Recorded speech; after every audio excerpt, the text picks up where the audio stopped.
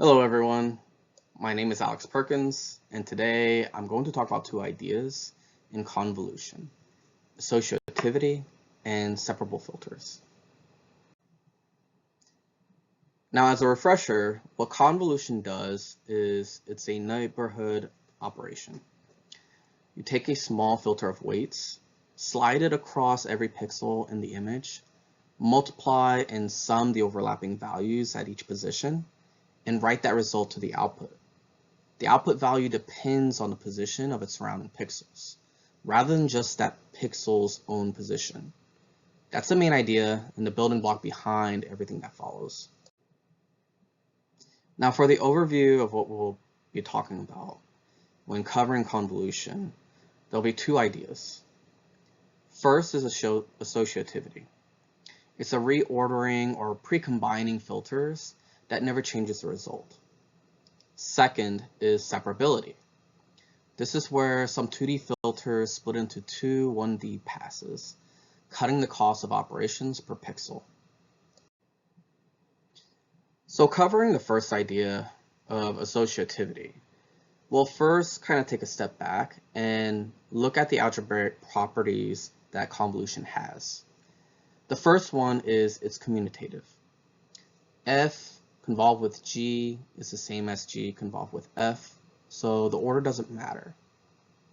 The second piece of it being associative, where if I take F, convolve it with G, and then convolve that result with H, I get the same answer as if I convolve with G and H first, and then convolve it with F later.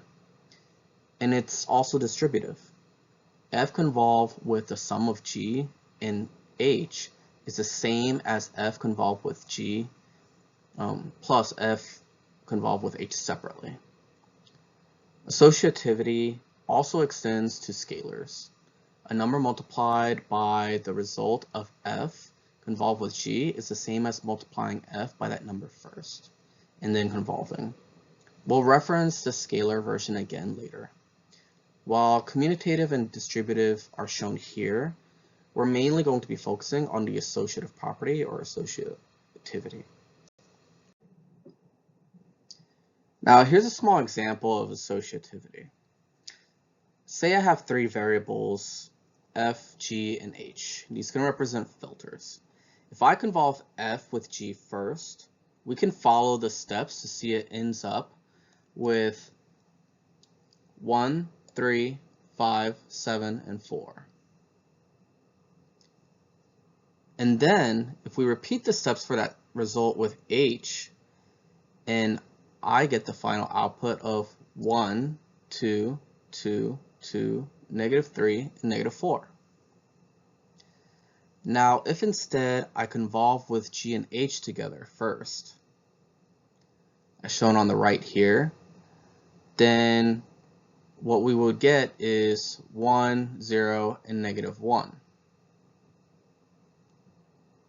And then apply that to F, and I get the same ending result as the one on the left, being 1, 2, 2, 2, -3, and 4. The order I group the operations in doesn't change the answer. That's really all associativity is saying.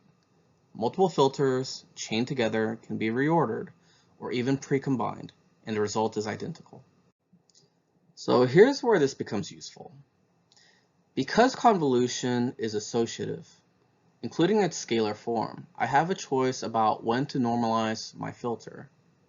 Say I've got a sample blur filter with weights, 1, 2, 1, and I need to divide everything by 16 to keep the brightness of the image correct. I can either pre-divide those numbers into the filter, so my filter coefficients become fractions like 1 over 16, 2 over 16, and 1 over 16, and then apply the filter directly. Or I can apply the filter using the plain integers 1, 2, 1, and only divide by 16 once at the very end. Both approaches give the identical final result. So why would it matter which one you pick? If you pre-divide, your filter coefficients are no longer whole numbers. they're afloat. So your computer has to convert the image to floating point, calculate it, and convert it back to the integer after. That's extra steps in the computation and more energy. But if every number in your filter is a power of 2, like 1, 2, and 4, and you can multiply using bit shifting instead of multiplication, and dividing by 16 at the end is just a 4-bit shift. Bit shifting is more efficient than the conversion between the float and integer, and it lets your processor use faster instructions instead. So choosing when to normalize can make your filtering code faster and more efficient. Now let's move to the second idea, separability. This one is arguably even more important for speed than associativity. A two-dimensional filter is called separable if it can be broken down into two one-dimensional filters, a column vector and a row vector, such that the two-dimensional filter is just the outer product of those two smaller filters. In other words, instead of one 2D filter, you get one filter that only looks at columns and one that only looks at rows, and multiplying them back together recreates the same original 2D filter. Let's look at a concrete case straight from my own code or from my project one. My Separable 3x3 function, which detects vertical edges. Instead of building a 3x3 kernel directly, it runs two 1D passes back to back. A horizontal pass with weights 1, 0, -1, and a vertical pass with weights 1, 2, and 1. Multiplying those small filters together as an outer product recreates a full 3x3 Separable kernel exactly. But running them as two separate passes is what actually makes the code fast. Here's why that distinction matters. If you apply a k by k two-dimensional filter directly, every single output pixel requires k squared multiply and add operations. But if that filter is separable, you can instead do one pass across the rows and one pass down the columns, and that only costs k plus k, or 2k, operations per pixel. Let's put real numbers on that. For a 5x5 filter, you can see that it's 25 operations the direct way, versus just 10 operations the separable way. For a larger 9x9 filter, that's 81 operations versus 18 separably. The theory is one thing, but I actually measured this myself. In my project one, there's two versions of a 5x5 blur, a direct version and a separable version, timed with a benchmarking script. The direct version took about 0.0278 seconds per image, and the separable version took only 0.0109 seconds per image. So it's actually 2.5 times sped up, which lines up almost the same as the 25 versus 10 operation count I just showed you. So where does this actually show up? In my project one, I'm running these exact filters live on webcam video. Separability is what keeps that fast enough to run in real time. If every filter had to run as a full k-squared operation, larger filters would simply be too slow. It also connects directly to deep learning.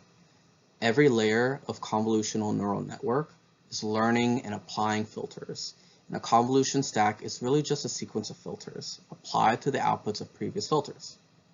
Some modern CNN architectures actually force their filters to be separable during training, so specifically to reduce computation.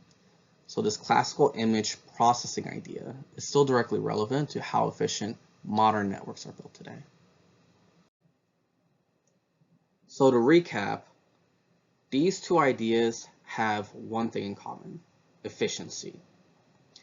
Associativity means convolution operations can be reordered or combined, including scalars, and that gives us flexibility in when we normalize our filters, which has real computational impacts, like enabling fast integer bit shifting instead of slow calculations and conversions.